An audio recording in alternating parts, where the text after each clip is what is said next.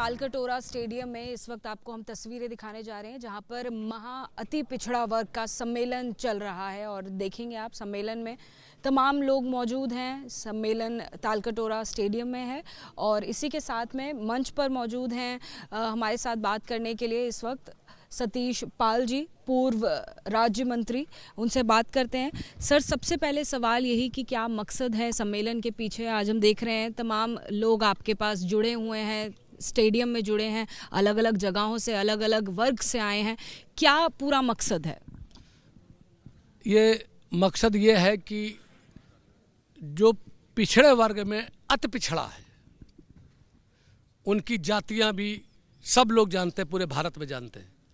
सरकार भी जो समय की मौजूदा सरकार है, हम लोग भी भारतीय जनता पार्टी में हैं और भारतीय जनता पार्टी ही इसको अच्छी तरीके से समझती है। 2002 में 2001 में इसको हमने राजनाथ जी से कराया था। अति पिछड़े, उस समय अति पिछड़ा अति दलित को उन्होंने किया था। ये सामाजिक न्याय समिति की रिपोर्ट पूरी है। रिजर्वेशन अलग से किया था। उत्तर प्रदेश के मुख्यमंत्री थे श्री राजनाथ सिंह जी, उन्होंने किया था। अभी जैसे भाजपा की सरकार 2014 में आई है, इसमें जस्टिस रोहिणी आयोग बना, उसने अपनी रिपोर्ट महामहिम राष्ट्रपति जी को दे दी है। वो अभी लागू नहीं हुई है। हम लोग इस बात के लिए आए हैं, निवेदन करेंगे, प्रस्ताव पारित किया है और प्रस्ताव पारित करेंगे। आगे तमाम काम करना है। अकेले रोहिणी आयोग में तो बहुत सी चीज़ें हैं। आरक्षण के मामले में विभाजन है और आर्थिक। क्या मुख्य मांगे, अगर वो बिंदुओं में आप हमारे दर्शकों को समझाएं? रोहिणी आयोग की रिपोर्ट लागू हो, मंडल आयोग का जो रिजर्वेशन उसमें विभाजन हो, अति पिछड़ों का आरक्षण अलग से हो, उनकी आबादी के आधार पर हो, उनका शोषण बंद हो। अगर आरक्षण हमारा मंडल कमीशन में विभाजन ना हो, बंटवारा ना हो, तो आरक्षण बंद हो जाए। मैं तो एक नारा देता हूं कि मंडल कमीशन में बंटवारा करो, वरना आरक्षण बंद करो। लगता है इसका एक असर हमें आगामी लोकसभा चुनाव जो 2024 में होने वाले हैं उस पर भी देखने को मिलेगा, क्योंकि तमाम भीड़ भी हमें आपके साथ दिखाई दे। देखिए, ये अति पिछड़े समाज से चूंकि माननीय प्रधानमंत्री जी आते हैं। हमने कन्नौज के लोकसभा के चुनाव पर उन्होंने 2019 में ये बात कही थी मंच से, और उसके पहले एक लड़के से मैंने कहा था मैं माननीय प्रधानमंत्री जी से कुछ कहना चाहता हूँ, तो उसने कहा था कि बताओ, हमको बता दो। तो मैंने उससे कहा कि मैं कहूँगा कि अब की बार जैसे सरकार आ जाए वैसे वो अति पिछड़े का आरक्षण अलग कर दें। और जैसे ही मैंने ये बात कही, माननीय प्रधानमंत्री जी ने वहाँ पर ये एक संयोग है कि वो मंच से वो बोले कि मैं अति पिछड़े समाज से आता हूँ। वो लड़का मेरे चिपट गया कि आपने तो मंत्री जी जो कहा वो प्रधानमंत्री जी ने वहाँ बोल दिया। तो मैंने कहा मेरा तो मुद्दा चला गया। तब वो नीचे जब आए तो मैंने प्रधानमंत्री जी को सारी बात बताई।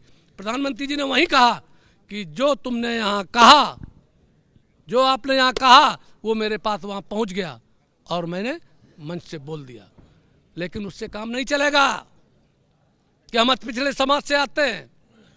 रोहिणी आयोग की रिपोर्ट लागू हो, मंडल कमीशन में विभाजन हो, अति पिछड़े जातियों के भी कलेक्टर और एसपी बने नहीं। और राघवेंद्र की जो कमेटी है उत्तर प्रदेश में, राजनाथ सिंह के उसके बाद उन्होंने उसको भी लागू किया। लेकिन ये जो कुछ जातियां उनके वोट के दबाव में जो भाजपा को मिलती हैं, वो लोग उसमें टांग अड़ाते हैं। उत्तर प्रदेश में उसका नाम है अपना दल। ये आपने मांगे तो अपनी बताई, सभी बिंदु बताए। ये मांगे आपकी अगर पूरी नहीं होती हैं या इसमें कोई परेशानी आती है, अगला कदम क्या होगा? क्या सम्मेलन के बाद में हमें और प्रदर्शन भी देखने को मिलेगा? जी बिल्कुल मिलेंगे। जो लोकतांत्रिक पद्धति है जो गांधी जी ने अंग्रेजों के खिलाफ अपनाई, हमने आज सामाजिक न्याय संघर्ष एवं सद्भाव मोर्चा का गठन किया है। ये हमारे अध्यक्षता जो कर रहे हैं, इनके वो और सब बातें हो गई हैं। सब लोग बैठ करके डिस्कशन कर लिए हैं, ऐलान होने वाला है। आपको बताए काफ़ी बातें हो गई। इस मोर्चा बना करके प्रदर्शन की ज़रूरत हमें नहीं है।